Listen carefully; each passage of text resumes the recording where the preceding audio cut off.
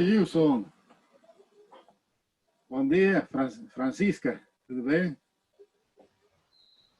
Acho que ela não está ouvindo a gente. Sim.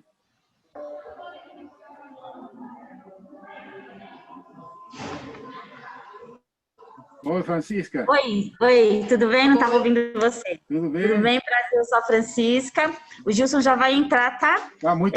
Muito obrigado por toda a comunicação, o aceite, tá?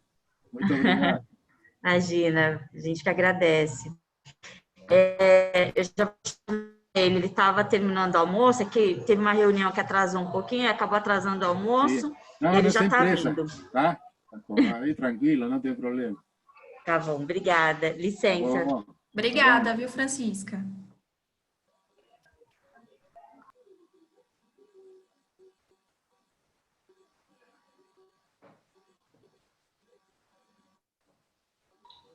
Aí, Ricardo, tudo bem? Tudo bem, gente. Eu mandei uma mensagem agora para a Juliana, não sei se ela conseguiu ver. Consegui, Sim, professor. Legal. Explicou mais ou menos, reforçar essas coisas. Aí dentro do diálogo aí já começamos Legal. deixar essas coisas bem claras, né? E ele já leu também, acho, um pouco da dissertação que mandei. Está sabendo aí. Legal. Então vamos lá. Hoje é só o Gilson, né? A gente, naquele conjunto de perguntas, serão vários entrevistados, a gente vai fazer em outros dias, é isso? Não, esse é só para o Gilson. Depois outra... A ideia dos outros entrevistados era eu falar mesmo via WhatsApp com eles, que eu tenho o contato dessas pessoas que eu tinha colocado. Tá bom, beleza. As outras entrevistas do Rio de Janeiro, a Juliana que vai fazer. Aí, só esta que é a única que vamos fazer assim, por videoconferência. Perfeito. E as outras, ela já teve conversas anteriores com eles, aí é só para atualizar, né? Que já foi faz tempo, né, Juliana? Foi em setembro do ano passado, isso. Um ano já quase, então um ano deve ter mudado muita coisa. Eu só contado as partes principais tal, e o professor Frederico acha legal que deixe tudo descrito, assim, né? Como que foram as perguntas tal, tudo certinho. Sim. Beleza. Vou tirar uma foto aí do fundo de Paraisópolis. Essa foto depois mando para... Aí no anexo, aí você coloca depois um anexo com fotografias, né? Lembrar essas coisas, que são coisas, dados históricos, né? Que ficam, alguém que vai ler daqui a 10 anos, vamos dizer, daqui do ano 2030, essas fotos ficam aí na lembrança, né? Da época em que foi feita a entrevista, o contexto, tá bom? É verdade. Sim. E aí, outra coisa, e você está escrevendo mais? Está aí, Gilson. Oi, Gilson. Muito aí, tá ouvindo? Não sei se você vai ligar o fone. Sim. Olá, Gilson, tudo bem? Opa. O microfone dele está mudo. Isso, a gente não está te ouvindo. Agora sim. Agora sim. Gilson? Tá ouvindo? Tudo bem? Tudo bem, e vocês? Gilson, muito obrigado. Sou o professor Federico aí que contactou. Primeiro, antes de tudo, né, quero agradecer aí toda a sua atenção, sua gentileza. Eu já li algumas entrevistas de você, já também assisti aí no YouTube algumas entrevistas e admiro muito o seu trabalho. E assim consegui... Alô? Consegui contactar isso aí por outros colegas, né, que também já tinham conversado anteriormente com você e graças a que deu certo. Então, aí eu sou o professor Federico, que Bernardino, né, Morante, que você deve ter lido um pouco aí na dissertação, e venho trabalhando nisso aí de estudo da problemática das favelas já há algum tempo. Desenvolvi alguns estudos junto a outros professores de favelas de Santo André, de aqui da região do ABC, Então, eu tenho um tema de meu interesse, né? O estudo dessa problemática de comunidades, de áreas rurais. E o professor Ricardo, que Benedito, ele também vai falar. Pode falar, Ricardo. Ô, Gilson, boa tarde. Estou falando aqui de Vila Sônia, pertinho aí de Paraisópolis. Podia ter vindo. Eu sou professor lá da Federal do ABC, a gente está trabalhando em casa, né? E eu tive a honra aí de ser co-orientador desse trabalho aí da Juliana, junto com o Federico. E eu estou aqui para ajudá-los a entender esse problema, né? E a Juliana vai falar melhor, mas ela tem uma proposta, né? Uma proposta de eletrificação de comunidades e no ambiente urbano, né? A gente sabe que a energia solar ela é muito empregada em favelas em que a gente não tem acesso à energia elétrica. Um exemplo seria na África, mas aí no caso de Paraisópolis é diferente, né? Porque ela está num dos bairros mais nobres de São Paulo, né? No bairro do Morumbi. A favela é eletrificada. Acho que a Juliana vai te fazer perguntas nesse sentido para entender melhor como é essa eletrificação, que é uma proposta completamente diferente que a gente não viu na literatura até o momento, né? A eletrificação com energia solar em comunidades desse porte, né? De Paraisópolis. E aí a proposta da Juliana, ela vai poder esclarecer melhor, utilizando um fundo que nunca foi utilizado para isso, né? Enfim, acho que essa é a ideia da entrevista e sentir essa percepção, primeiro, né, de como a rede elétrica de Paraisópolis está estruturada e qual é a percepção da comunidade sobre a energia solar e quais seriam, né, as reais possibilidades de implantação de um projeto. Como é uma proposta, isso ainda não foi feito, né? Eu acho que é nesse sentido que a gente gostaria de conversar com vocês aí, tá bom? Então, basicamente é isso, Gilson. Estou aqui quietinho no meu canto aí e vou ajudar como possível aí durante a entrevista. Tá bom. Bom, pode falar, Juliana. Oi, Gilson. Primeiro eu queria agradecer a disponibilidade. Muito obrigada, viu? Vai ser muito importante para a nossa pesquisa. Eu sou a Juliana, eu sou aluna de mestrado da UFABC, eu faço mestrado em energia e o meu tema de pesquisa seria a implantação de eletrificação, na verdade, de Paraisópolis a partir de um sistema fotovoltaico, né? Igual o professor Ricardo falou, isso não tem literatura ainda, né? Geralmente são em situações que não são conectadas à rede, então isso seria uma coisa nova, porque seria, eu não sei se você conhece mais ou menos essa parte de energia fotovoltaica, de como que é a ligação, mas ela pode ser de duas formas, ela pode ser conectada à rede elétrica já existente, né, porque a energia solar, ela tem o pico dela durante o dia e durante a noite você não tem geração. Então, para você ter energia elétrica durante a noite, ou você armazena ela em baterias, que seria um modelo não conectado na rede elétrica, então você teria que ter baterias, ou então, se for conectado à rede elétrica, durante a noite você puxa a energia da rede elétrica normalmente, entendeu? E durante o dia você consome o dos seus painéis solares. Então, a proposta seria, o nosso sistema seria conectado à rede elétrica. E assim, eu não sei se você conhece também, mas eu cheguei a visitar no Rio de Janeiro, que tem duas iniciativas que estão fazendo isso em favelas do Rio de Janeiro. E eles são um projeto piloto ainda, estão engatinhando. Os dois projetos são a Revolusolar e a Insolar. A Insolar é uma empresa mesmo, né? E a Revolusolar é uma ONG. E eles basicamente instalaram em centros comunitários, escolas. Aqui, tá? Opa, tá ouvindo a gente, Gilson? Estou te ouvindo, pode falar. Então, e aí agora cada um tá com um projeto de segunda fase, né? A Insolar, eles vão começar a instalar em empresas, né? Em comércios locais, e o Solar está vendo uma forma de fazer cooperativas e disponibilizar para moradores mesmo. Então, ainda estão no projeto piloto e estão visando a expansão agora.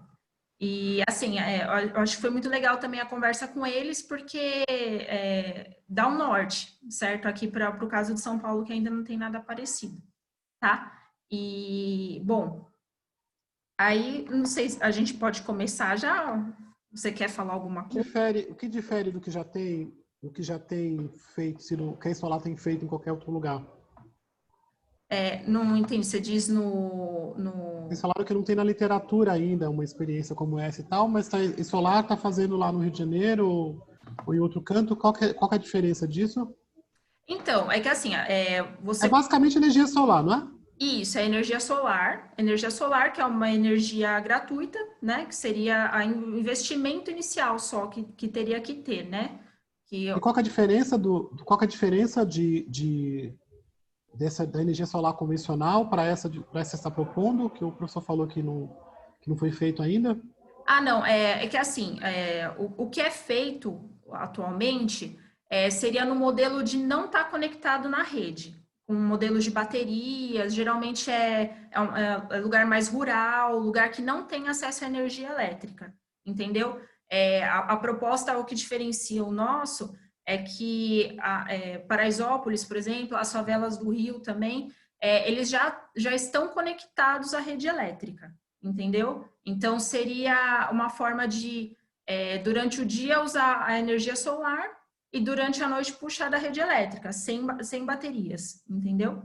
Juliana, só um minutinho. Eu acho que a pergunta do Gilson é no sentido de entender qual a diferença do projeto que já foi implantado no Rio de Janeiro, né? Com esse que a gente está pensando talvez para Paraisópolis. Vocês falaram que é inovador, que não foi aplicado em lugar nenhum, não tem registro de nada ainda. Não, a questão, Gilson, é que uma coisa é o projeto ser feito lá de forma piloto e a outra é a publicação disso, né? Provavelmente lá no Rio de Janeiro, isso a Juliana pode confirmar, mas não deve ter nenhuma universidade que esteja estudando o caso. Essa é a diferença. Entendi. A nossa ideia é não só fazer o piloto, não é resolver um problema energético, é também fazer um estudo e fazer a divulgação desses resultados em revistas especializadas, né? Nós não temos publicado experiências nesse sentido. Temos projetos pilotos de pequeno porte, mas não temos nada de grande dimensão, que Paraisópolis é algo completamente diferente. Você pegar uma comunidade pequena do Rio de Janeiro, né? É uma comunidade extrema. Eu não sei quantos habitantes tem, você pode esclarecer para a gente, mas ela é muito mais ampla, né? E a diferença é gritante, principalmente na questão da urbanização da favela. Pelo pouco que a gente conhece de Paraisópolis é praticamente uma cidade, né?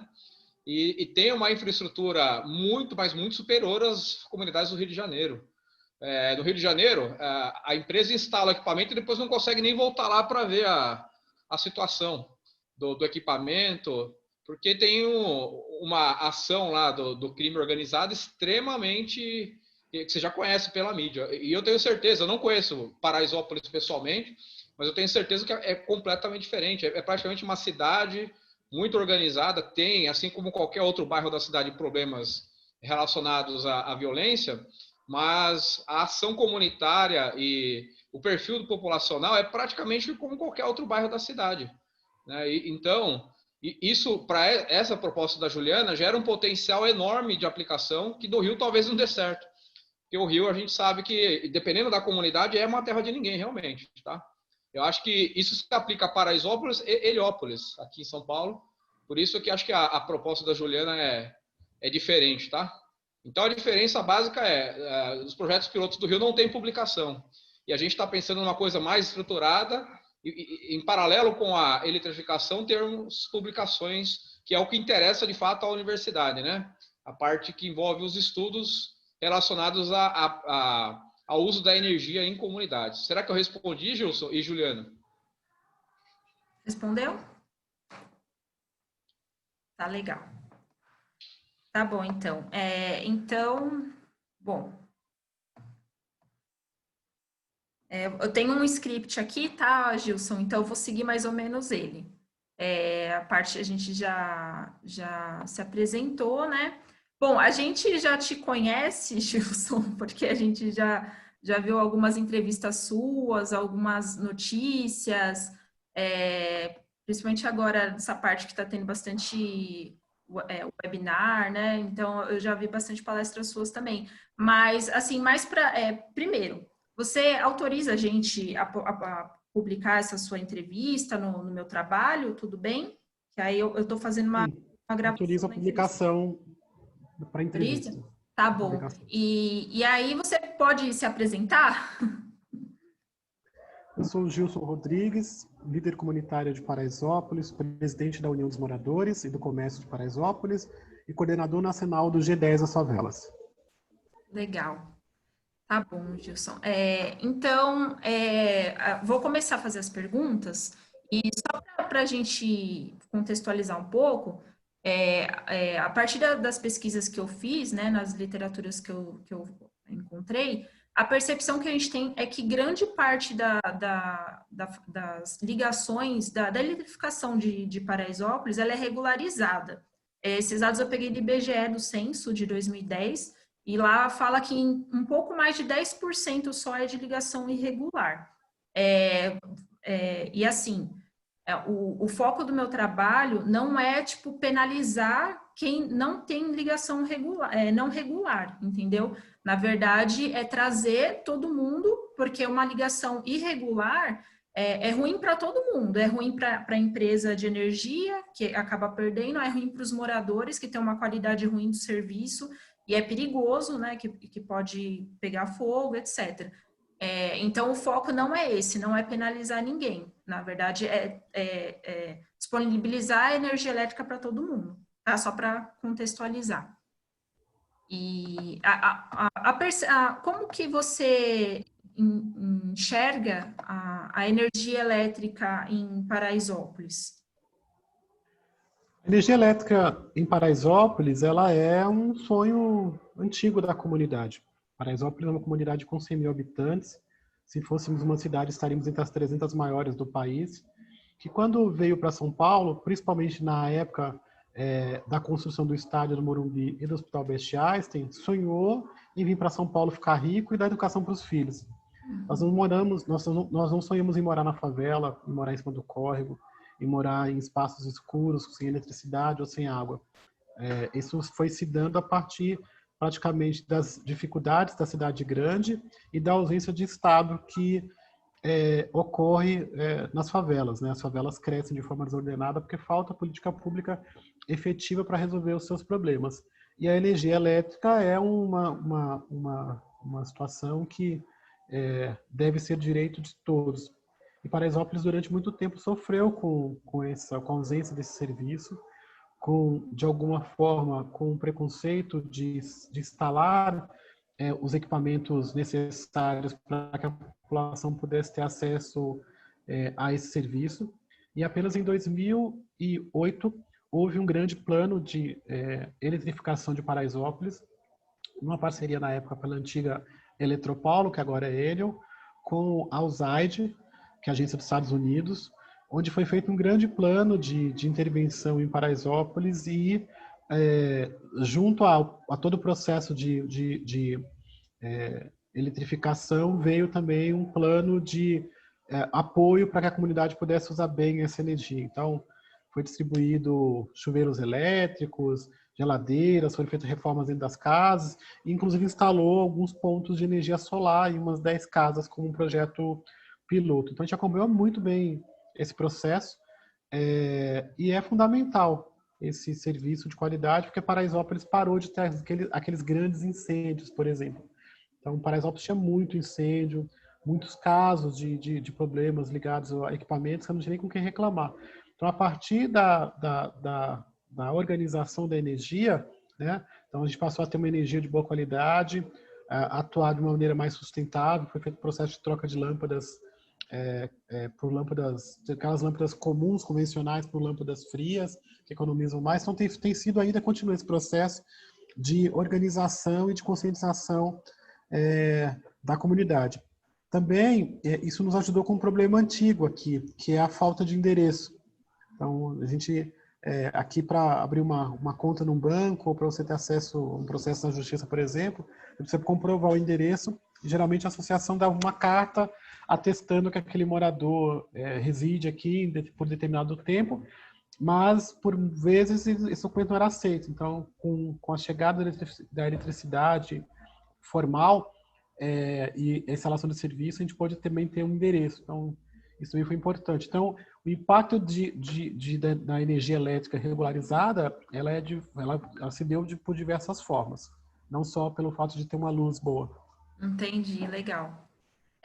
Esse projeto que teve em 2008, eu consegui o estudo deles também. Mas foi um projeto grande em 2008 tal, e ele continua até hoje. Você diria, como que é a relação da comunidade com a Enel? É boa. É boa? A relação com a empresa, logo no início, o processo foi muito difícil, né? Porque primeiro que as pessoas não estavam acostumadas a pagar a conta. Segundo que tinha todo um processo de instalação que a pessoa tinha que comprar um medidor, era caro, tinha todo uma burocracia que gerou muito mais conflitos do que efetivamente o resultado. E aí, a partir do alinhamento, de muitas conversas, muitas reuniões, chegamos a alguns consensos. A Eletropaulo acabou por dando o tal do cavalete, que era o relógio lá no caso é o relógio aqui, né? Cavalete é Sabesp. Mas após dando o relógio, aí a partir disso começou a fazer o processo de regularização do pagamento das contas atrelado aos serviços de distribuição de chuveiro, de geladeiras. Então, as pessoas que estavam dentro do processo, no plano, com a conta em dia, começou a ter acesso a alguns benefícios nesse processo de conscientização que a Enel estava fazendo e que continua. Nós tivemos, o projeto diminuiu, mas temos muitas ações ainda em parceria com a Enel é parceira nossa em algumas iniciativas. Temos aqui, por exemplo, umas motos elétricas agora na pandemia, que funciona para distribuição de doações e busca de doações, é parceiro na confecção de máscaras, então ele vai para além um pouco do que é só a energia, né? Então essa parceria continua, ela é menor, mas ela continua, é nosso parceiro e o relacionamento é bom. Mesmo com todo o processo de mudança, a gente continua mantendo lá esse relacionamento. Sempre que tem algum problema aqui, a gente aciona de maneira rápida os parceiros. Tá, legal. Obrigada. Bom, deixa eu ver o que mais aqui. Juliana, você considera, então, que atualmente, em 2020, Paraisópolis está 100% regularizado? Não. Paraisópolis, ela viveu um processo de transformação e de urbanização, e essas obras foram paralisadas. Então, nós tivemos um período de retrocesso, onde houve novas ocupações, onde houve uma série de problemas sociais devido à falta de investimentos, e isso afetou também os serviços de energia elétrica. Então, áreas que antes estavam previstas ser regularizadas, elas deixaram de ser regularizadas, e áreas antes regularizadas não estão mais, então a gente sofreu um problema. Então, é possível que a gente tenha mais de 10% da comunidade que precisa de intervenção, porque a comunidade cresceu e algumas áreas retrocederam, né? Então, a Eletropaulo é presente, mas tem áreas que ainda não foi possível fazer a regularização. A Eletropaulo, a Enel está na área fazendo esse processo, mas é um processo lento, demorado, mas está presente. E enquanto a isso, esse 10% mais ou menos se vira assim, através de gatos, essas coisas? Sim. Assim? Essa porcela da população que não tem a energia formal, ela utiliza-se da energia que tem e acaba sofrendo um pouco as consequências disso, né? Então, equipamento de queima de equipamentos ou oscilações constantes da energia, os problemas que vêm do gato, né? Essa rede que a Eletropaulo instalou aqui é uma rede muito moderna, que ela não permite gato. Então, assim, todo um sistema que foi a primeira vez que instalou aqui esse sistema. Então, algumas áreas praticamente não tem. Então, são áreas que ainda não conseguiu ter intervenção. Certo. Pode prosseguir, Juliana. Tá. Você falou que agora não sei, são poucos os problemas com ligações irregulares, tipo acidentes. Antes tinha, antes era mais comum e agora não tem mais? Como que é essa relação? Diminuiu bastante os problemas de com relação à questão da energia. A gente ainda tem alguns casos na época das férias de choques, mas é uma questão que acontece no Brasil inteiro, de crianças soltando pipa ou coisas do tipo. Então ainda acontece situações como essa. A gente teve ocorrências, nesses últimos anos tivemos várias ocorrências com relação a isso. Mas aqueles grandes incêndios que nós tínhamos, ou reclamação de queima de produtos, isso diminuiu bastante. São casos muito isolados, específicos que ocorrem. E quando acontece, rapidamente a empresa está aqui presente. Então, e com relação a outras comunidades, está bem servido, né? Também pelo relacionamento, pela intervenção que foi feita aqui, mas pela força também que a comunidade ela tem uma tradição de mobilização e de organização, que todo mundo quer estar perto e amigo. Legal. Tá bom.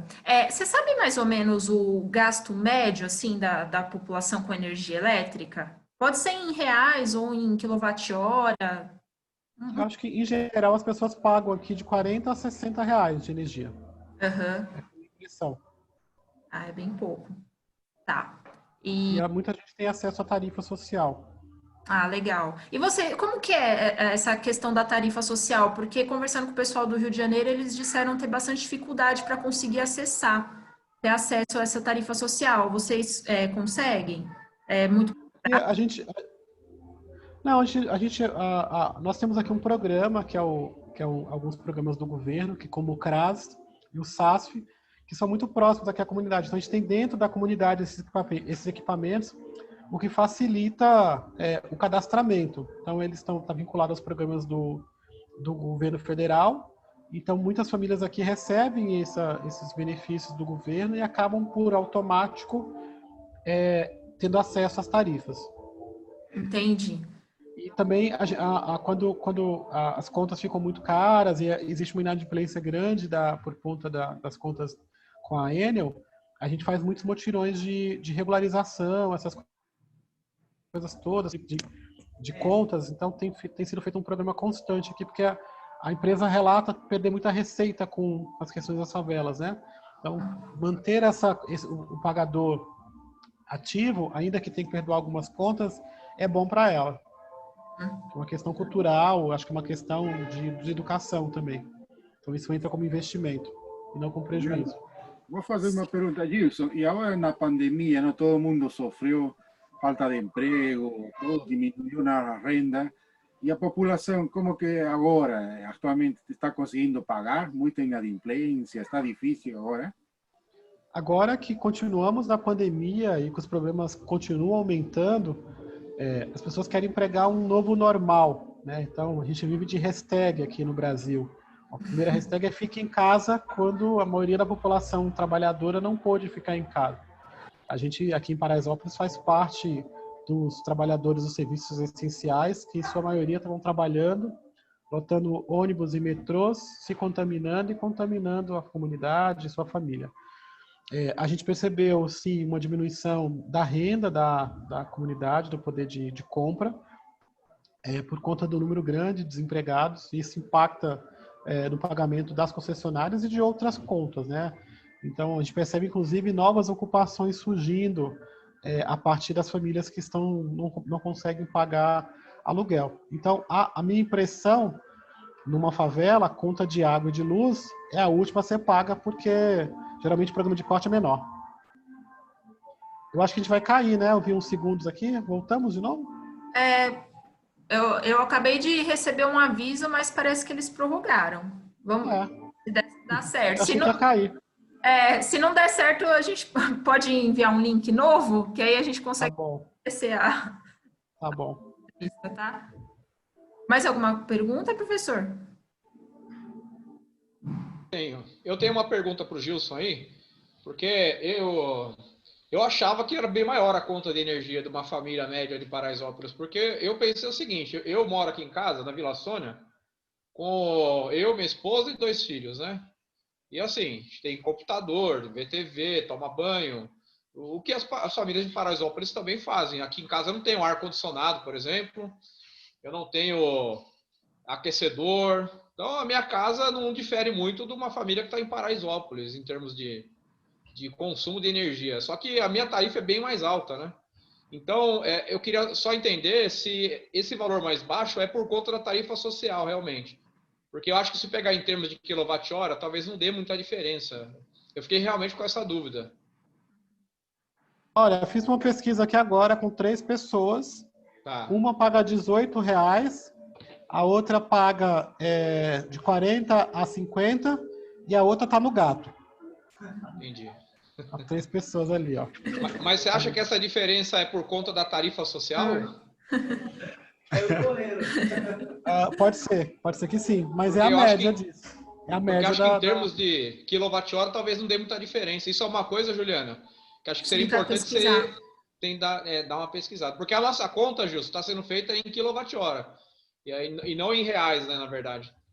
Porque eu acho que para pagar esse valor de R$60 aí, tem que ter algum incentivo, né? Eu pago, né, em média, uns 250, mas a minha tarifa não é social. Então pode ser esse o motivo, né? Tá gastando muito, hein? Pior que não tô, mas é porque é caro mesmo a energia. Olha, eu tenho uma casa fora, tem movimento, tem gente, caseiro e tal, tem uma casa tipo no sítio, na roça, e eu pago mais ou menos isso. Também. Acho que você tá gastando demais mesmo. Quanto que você paga, Juliana? Vamos fazer pesquisa aqui. Aqui em casa a gente gasta bastante. Uns 200 também. Energia solar, rapidamente. Exatamente, é o futuro. Isso, eu sou uma pessoa assim muito cuidadosa e em casa eu tenho todo equipamento eficiente, lâmpadas LED, troquei um monte de coisas e assim, eu tenho um consumo que pago mais ou menos R$110 por mês e comparando com os vizinhos que moram num prédio, os outros pagam 300, 350, 400 e eles ficam admirados do que eu pago 110.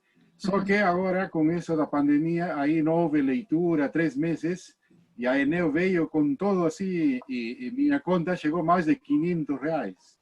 Aí eu fiquei surpreso, né? Até quase entro a reclamar, assim, mas eles falaram, né, que foi pela média, que eles tiraram os valores, e depois já, de novo, agora estou pagando, de novo aumentou, né?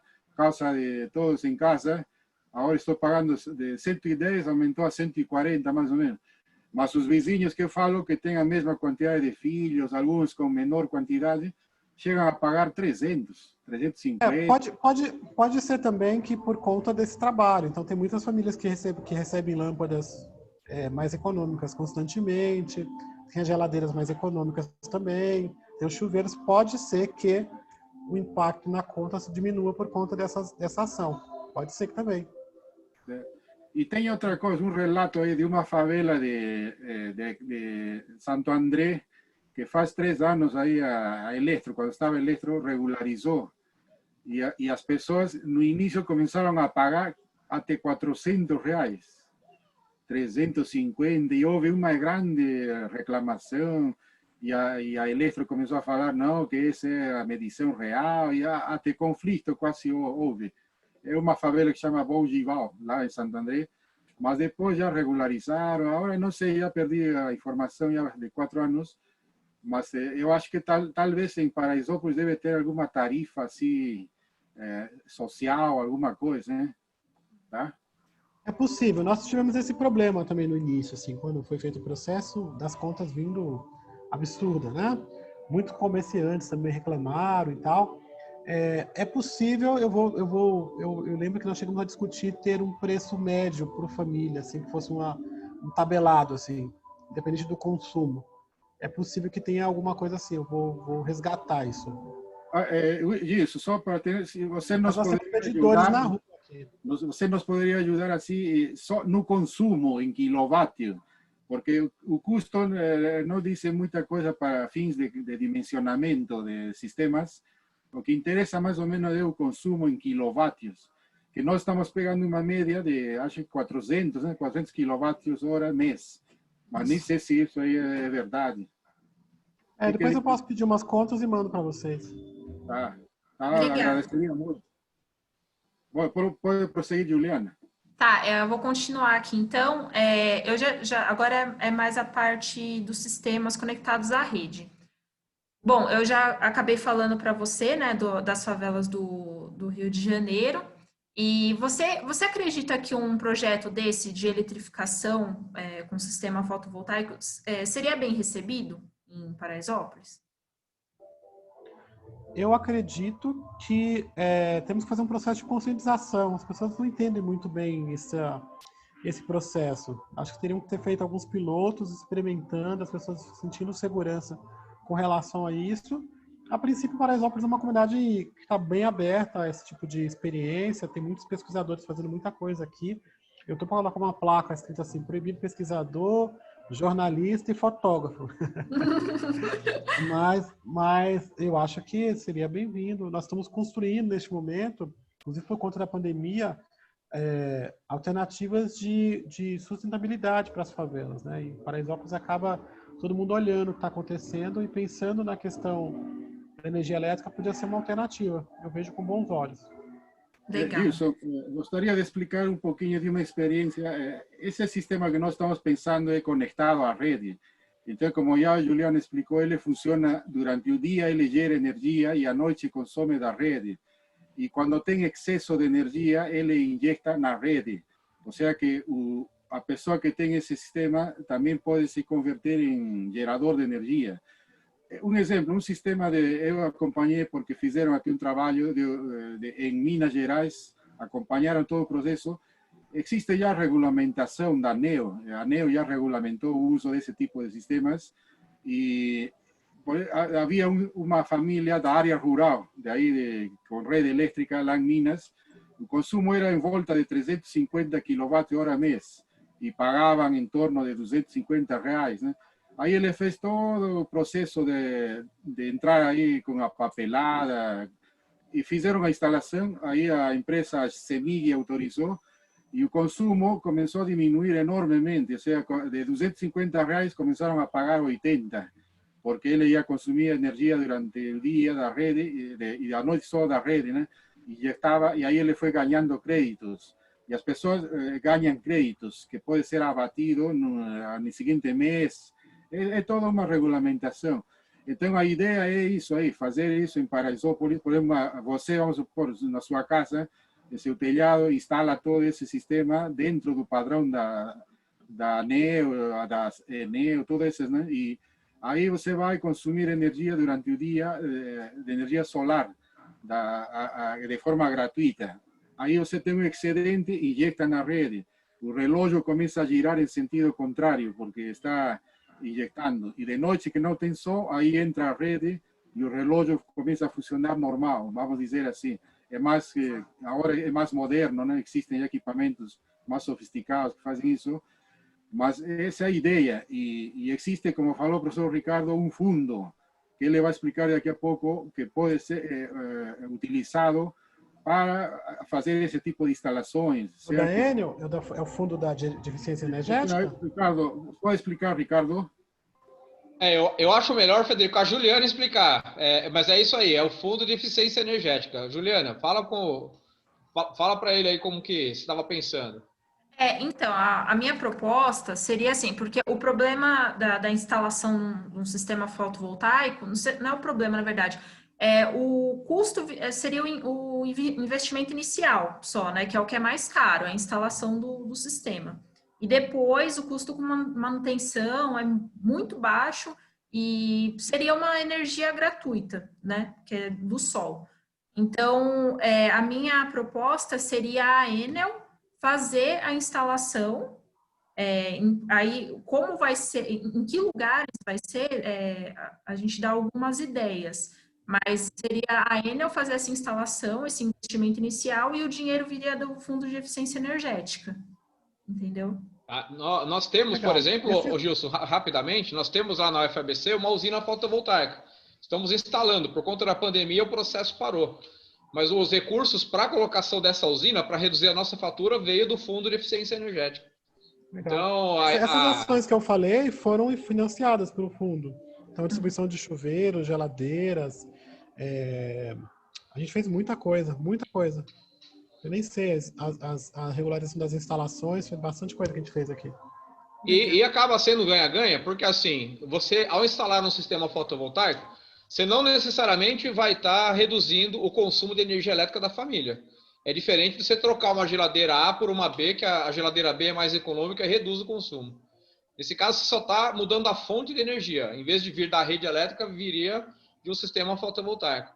Mas para ele também é bom, porque ela é obrigada a investir esse dinheiro aí que está no fundo de eficiência. O objetivo, geralmente, é tornar os sistemas mais econômicos, mas para ela acaba sendo um ganha-ganha no sentido de reduzir a inadimplência.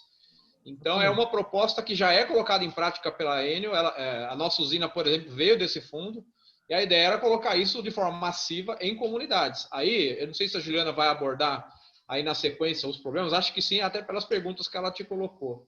Mas para inserir isso dentro de Paraisópolis, eu tenho algumas questões que têm que ser levantadas. Por exemplo, será que os telhados das casas suportam esse tipo de instalação? A gente gostaria de entender, por exemplo, se os telhados são a maioria na forma de laje ou de uma telha um pouco mais frágil do que uma cobertura em forma de laje. A maioria são lajes hoje. Oi? A maioria são lajes hoje. Então, uma ótima informação. A gente tentou ver pelo Google Earth, mas a gente não consegue distinguir, né? A gente vê um telhado branco lá, então acaba ficando difícil, mas essa sua informação é fundamental. Outro ponto que a gente queria tirar dúvida, e você tirou, para eu ter esse sistema nessa condição, a energia da casa tem que estar regularizada. Então, você já respondeu que a maioria é regularizada. Temos aí algumas que ainda não são, né?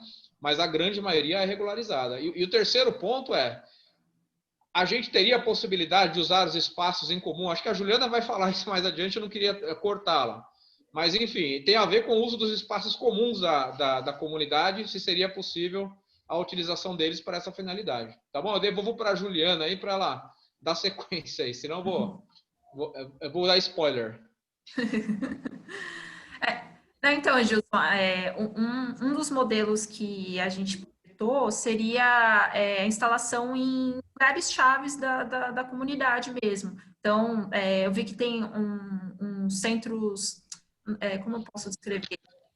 Tem quadras, centros de cultura, até condomínios, que eu vi que tem bastante prédios, né?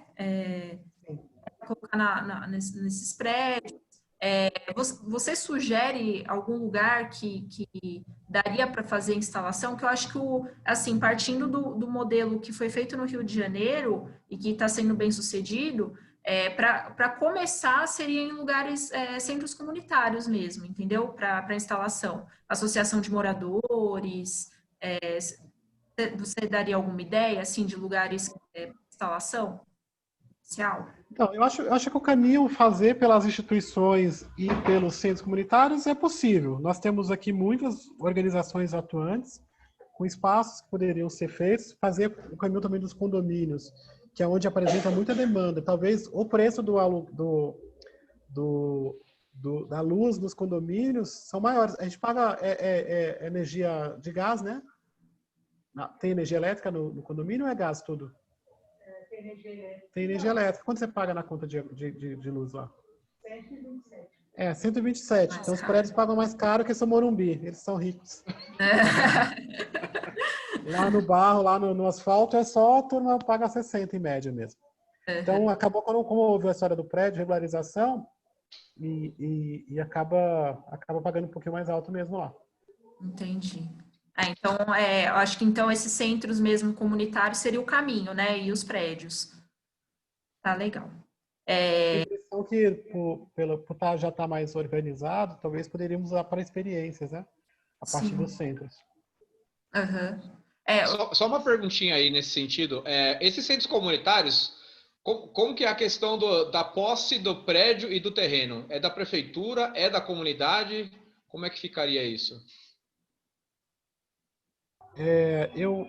A maioria são regulares. As instituições, eu digo assim, mas são prédios que pertencem a algum CNPJ, por exemplo, ou a ONG? As instituições. Ah, perfeito. Tá bom? Tá ótimo. E assim, o outro projeto que a gente fez seria de modelo de cooperativa, na verdade. Então, por exemplo, você pega uma casa que tem uma laje maior, mais estruturada, e instala uma maior lá, e você distribui essa energia para 5 casas, por exemplo. Esses seriam os modelos de cooperativa. Você acha que seria viável instalar esse modelo? Teria que estudarmos esse modelo por conta... A gente já teve algumas experiências de cooperativas aqui que não deram certo, assim, porque a gestão de pessoas é bem difícil, bem complexa, as pessoas têm que estar com um entendimento muito claro do que é, para que é, dos ganhos, de quem não tem dono. É mais difícil fazer assim, tenho a impressão. Mas é um modelo a se seguir desde que tem estrutura de gestão e de atuação. Uhum, entendi. Então, Gilson, Juliana, Gilson, sobre essa questão aí de fazer cooperativa, também eu tinha conversado com Juliana que ficaria talvez um pouco difícil, ¿no? Porque as pessoas sempre querem mais individual, né? Para evitar esses problemas, que nesse sistema conectado à rede, aí eles vão gerar créditos. Todos ganhariam, né? Só que depois na divisão de créditos, quem que vai abater, quem que poderia dar conflito, né? Aí você fala que já houve experiências que não deu certo, né? Então essa probabilidade fica assim um pouco remota, né? De fazer assim por cooperativas. Melhor primar por sistemas individuais, você acha? Eu acho que para um piloto podemos experimentar as duas situações, mas eu tenho a impressão que cooperativas tendem a ser mais complicado se você não tiver uma grande estrutura para fazer gestão disso de pessoas, né? Eu tenho essa impressão. Tá. E só para... A gente já está finalizando, tá, Gil? Só faltam só 2 perguntas. Bom, é que assim, também partindo do modelo do Rio de Janeiro, as 2 frentes, tanto da Insolar quanto da Revolução Solar, eles atuaram em parceria com os moradores, capacitaram os moradores, e tanto é que agora eles trabalham nessa área de solar, de instalação de painéis solares, no Rio de Janeiro inteiro. Você acha que um projeto que insira os moradores, você acha que ele seria melhor sucedido? Ou seria bem aceito? Acredito que sim. Tá. E só para finalizar, no contexto agora da pandemia, né, que está bem atual aí, como você enxerga que a energia elétrica beneficia a comunidade nesse momento de pandemia? Você falou que a Enel já está ajudando aí com motos elétricas, né? Você poderia citar mais algum exemplo? Então, aqui em Paraisópolis, nós fizemos 12 iniciativas de combate à pandemia durante esse processo, né? Nós criamos casas de acolhimento, formamos brigadistas. Nós criamos três linhas de atuação. Uma na área da saúde, então formando as casas de acolhimento, nós transformamos 2 escolas em residências, formamos brigadistas, 240 brigadistas, contratamos ambulância e distribuímos máscaras para a população. No processo de distribuição de máscaras, a Enel foi nossa parceira. Na segunda etapa, que foi de assistência social, nós temos aqui a Mão de Maria fazendo a distribuição de 5.000 marmitas por dia, cuja Enel é parceira dessa iniciativa, através das motos elétricas e também de um projeto que elas têm de sustentabilidade, onde ela tem uma horta gigante, e essa horta está mandando insumos para que a gente ajude a produzir as marmitas. Na última linha, nós temos a linha econômica, que é de distribuição de cartões alimentação, distribuição de cestas básicas, distribuição de produtos diversos, e também temos o programa Adote um Diarista, que elas também fazem parte. Então, a gente conseguiu nesse contexto, fazer com que a empresa seja integrada ao trabalho e à comunidade. O que nós temos sempre dito aqui para as empresas e para as pessoas que chegam com iniciativas, que não basta estar em Paraisópolis, tem que ser de Paraisópolis, viver os problemas, entender o contexto geral. Então, eu acho que a gente tem cumprido bem esse papel de estimular as empresas, de estimular as iniciativas a se colocar também no nosso lugar e a pensar coisas que realmente vai agregar valor e que impacte no nosso dia a dia, na nossa qualidade de vida. Legal. Bom, as perguntas que eu tinha para fazer eram essas. Professores, eu não sei se vocês querem fazer mais alguma pergunta.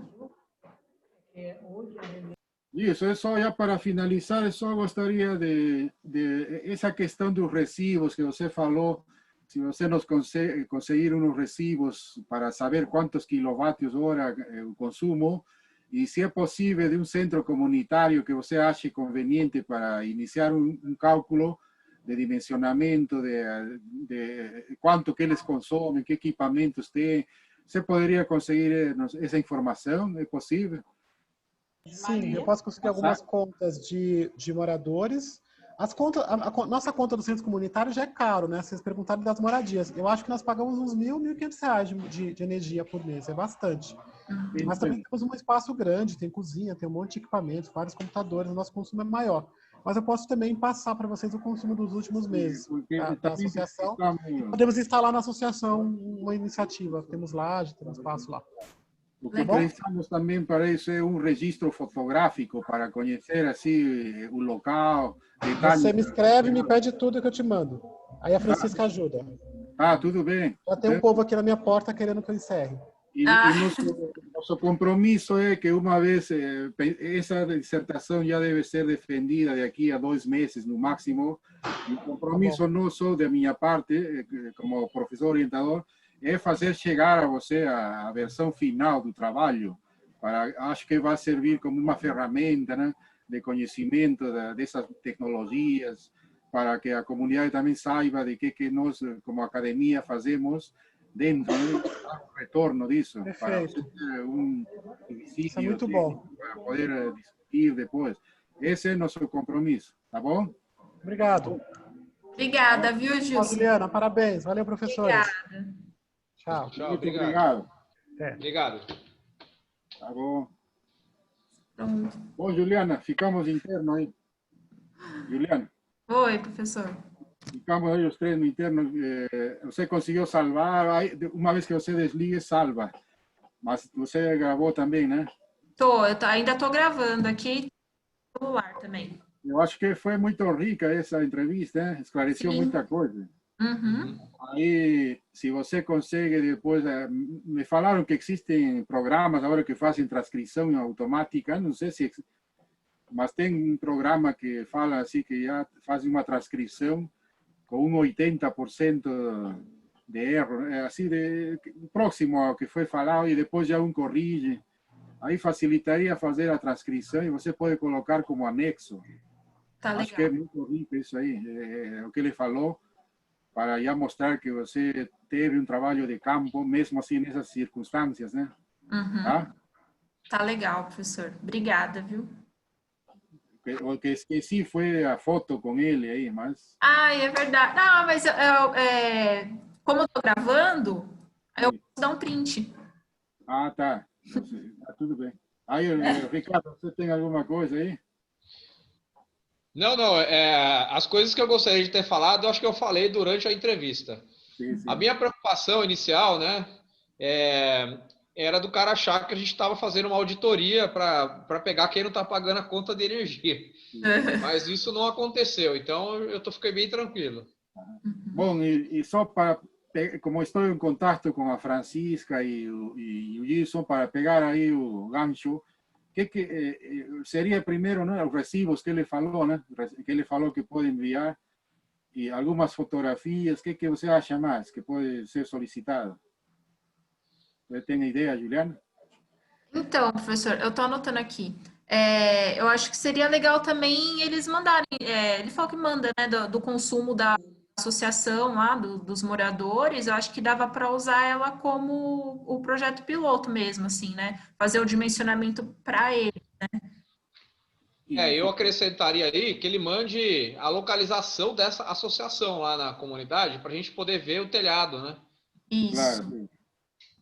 Associação, mais localização. Fotografias também, né? Fotografias. Isso, exatamente. Eu vou entrar em contato com ele e solicitar. Inclusive, Federico, aí você pode até tirar esse projeto do papel mandando um projeto de eficiência energética para a Enel. Claro. Para poder fazer a eletrificação dessa comunidade. Aí pode ser o doutorado da Juliana aí. Claro. Ai, meu Deus. Não, eu acho que dá tranquilo, né? Dá tranquilo. Fazer um projeto aí desse tipo. E pelo jeito, o acesso não é tão complicado aí em Paraisópolis, uma vez que termine esta questão da pandemia, tomara, né? Acho que aí dá para fazer muita coisa. Dá para fazer muita coisa mesmo. É bastante organizada, já é uma cidade, né? Tem muita coisa, infraestrutura. Não é aquele problema do Rio de Janeiro de milícias, de tráfico, não é nada disso, né? Bom, isso aí vamos pensar depois. Mas acho que dá, por aí fica um projeto, né? Sim. Fica no ar, está no ar. Com certeza. Legal. Então, Juliana, quando você pretende conversar do Rio de Janeiro? Nesses dias? Eu posso já falar hoje, e eu acho que... Você acha que só a conversa pelo WhatsApp vai ficar pouca coisa? Acho que é melhor marcar uma videoconferência?